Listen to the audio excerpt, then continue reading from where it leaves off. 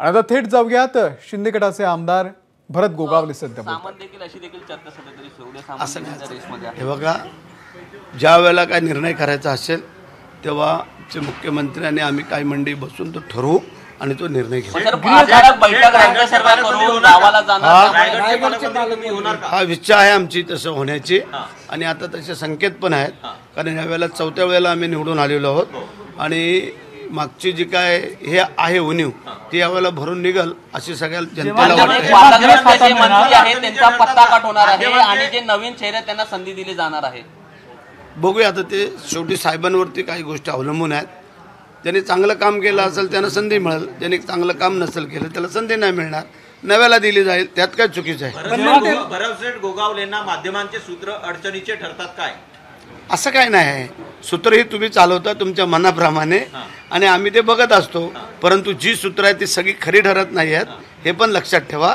काही त्यातले ठराविक खरी ठरतात आणि काही ठराविक चुकीचे ठरतात. पण मग ते आता तुम्ही शिवलेले कोट उपयोग येतील असं तुम्हाला वाटतं? ते बघूया ना, 1-5 दिवस थांबणार. आता कोटावरती येऊ नको. आता आपल्या मुद्द्यावरती आहे.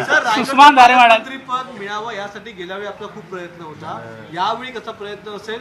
पालकमंत्रीपद प्लस कॅबिनेट मंत्रीपद देखील आपल्याला हवं होतं. खूप तो कोट जो तयार केला होता, आता काय वाटतंय? परत तुला सांगतोय, कोटावरती येऊ नको. काय आलंय, जे मुद्दा आहे त्या मुद्द्याशी कोणाला असं वाटत नाही की आपल्याला मंत्री होऊ नये म्हणून. त्याप्रमाणे आमची इच्छा आहे. परंतु आम्ही जे काय आमच्या मुख्यमंत्र्यांवरती सोपवलेलं आहे, मुख्यमंत्री जो काय योग्य निर्णय घेतील त्याची आमची बांधिलकी. शिवसेनेची तयारी काय आहे? भाजपने 120 जागांची महानगरपालिकेची तयारी दर्शवली आहे. काय तयारी सगळी असणार आहे शिवसेनेची? आम्ही महायुतीमध्ये आहोत. जर महायुतीमध्ये व्यवस्थित हे आम्ही लढणार. जर त्यातून जर काय अडचण असली तर प्रत्येकाने आपापली तयारीमध्ये राहणं गरजेचं आहे. ज्यावेळेला महायुतीमध्ये ज्या सीटचं वाटप व्यवस्थित झालं तर कोणाला असं नको आहे की वेगळं लढणं.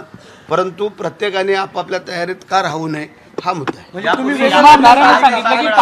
लढणार नाही, चुकीचं काय टाकू नको तोंडात. आम्ही लढणारे महायुतीमध्ये लढत असताना योग्य सीट योग्य जागा प्रत्येकाला मिळणं हे गरजेचं आहे. आणि त्या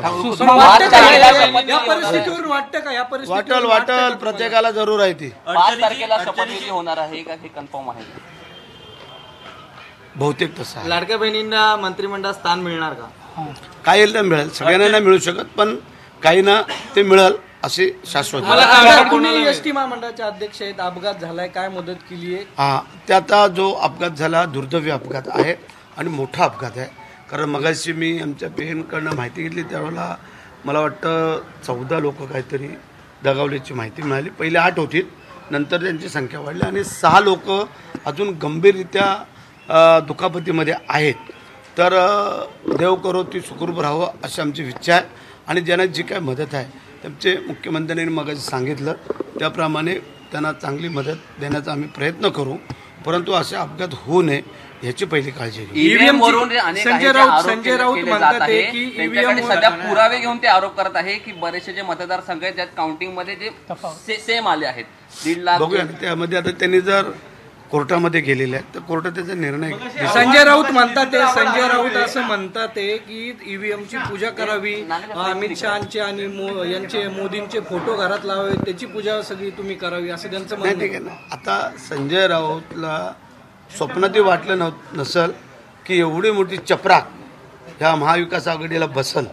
कारण रोज जे काय संजय राऊत बोलत होता त्याचं सगळं उलटं झालं. त्याच्यामुळे आता त्याला काय बोलू आणि काय नाही म्हणून तो आता कासावीस झालेला आहे. संजय राऊतांकडे तुम्ही किती लक्ष द्यावं हे आता तुम्ही ठरवा. एबीपी माझा, उघडा डोळे बघा नीट.